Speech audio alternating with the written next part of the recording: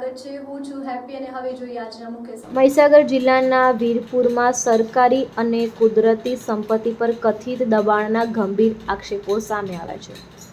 ગૌચર અને કોતર અને નદીના પટની જમીન પર ગેરકાયદેસર બાંધકામ ચર્ચાની દ્રષ્ટિએ સમગ્ર વિસ્તારમાં ચકચાર મચાવી છે।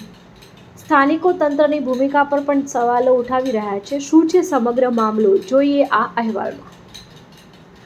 મહીસાગર જિલ્લાના વીરપુરમાં છેલ્લા કેટલાક સમયથી જમીન પચાવી પાડવાના કથિત કૌભાંડો ચર્ચાના વિષય બન્યા છે। વીરપુર બાલાસિનોર મુખ્ય માર્ગ પર આવેલી જૂની કોર્ટથી લઈ રિલાયન્સ પેટ્રોલ પંપ સુધીના વિસ્તારમાં ગૌચર, કોતર તેમજ નદીના પટની જમીન પર દબાણ કરાયાના ગંભીર આક્ષેપો થઈ રહ્યા છે।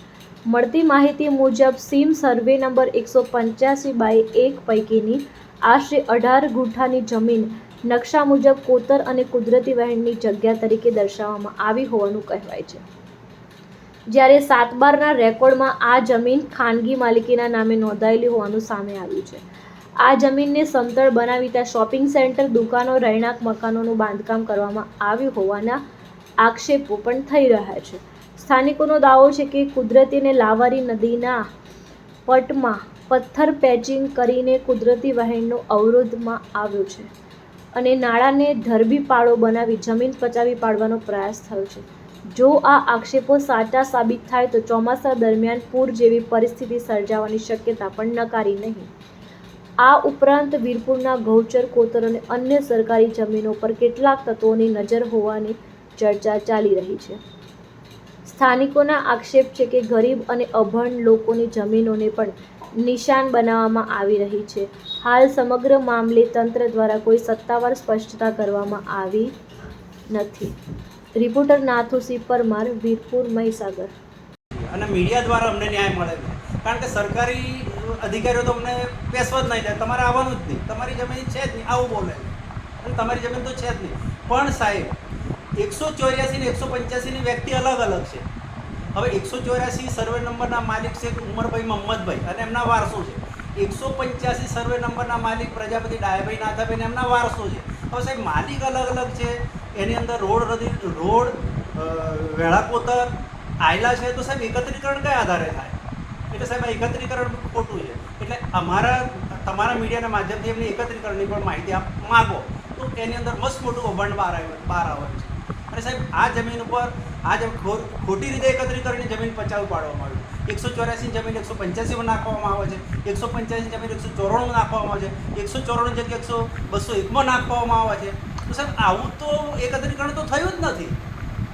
અને સાહેબ એક જ માલિક હોય, એક સત્તા પ્રકરણ એકબીજાને અડીને આવ્યું હોય તો એકત્રીકરણ થાય। હવે સાહેબ એકત્રીકરણના સ્તરે આમ ભંગ થયેલું છે।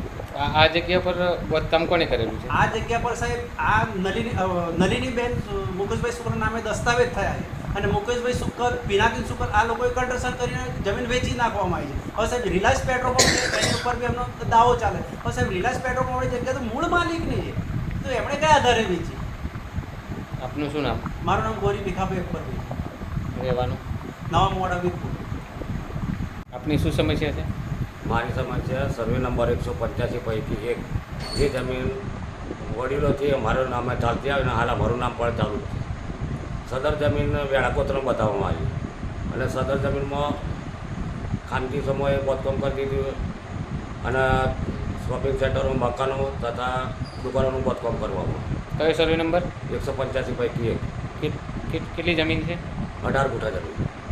અને અમે માગણી કરીએ તો આ જમીન અમારી વેળાકોતર બતાડવામાં આવે તો વેળાકોતરમાં બાંધકામ થઈ શકે? એવું ના થઈ શકે તો અમને એ ડીએલઆર એમ કહેતા તો વેળાકોતરમાં બાંધકામ ના થાય તો આ બિલ્ડરે અમારી જમીન પચાવી પડીને વેળાકોતરની જમીન હોય તો વેળાકોતરની જમીન ખુલ્લી કરવામાં આવે। કોની પચાવી પડી? મુકેશભાઈ શુક્લે પચાવી પડી અને ઉપર બાંધકામ કરી દેવામાં આવે। આ બાબતે તમે કોઈ લેખિત કે મૌખિક મામલતદારમાં કરેલી, મામલતદારે સતી સુધારણ નોંધી કમી કરી નાખ રમેશ મોઢાનું નામ દાખલ કર્યું અને એના માટે મેં મહેસૂલ સચિવને જાણ કરી કે આ નાણાકીય લાભ લઈને ખોટો નિર્ણય કરવામાં આવ્યો તો મહેસૂલ સચિવે પ્રાંત કલેક્ટરને આદેશ કર્યો। પ્રાંત કલેક્ટરમાં 3 મુદત પડી, ત્યાર પછી મારી મુદતો નીકળી નથી ને ફાઇલ દબાવી દેવામાં આવી। આ બાબતે તમે શું કરવા માગો છો? આ બાબતે થોડો સમય જોઈએ ન્યાય મળે તો હું ઉપસંતોલન પર પ્રાંત કલેક્ટરમાં બેસવાનો। શું નામ આપનું? પ્રજાપતિ ડાયાભાઈ નાથાભાઈ।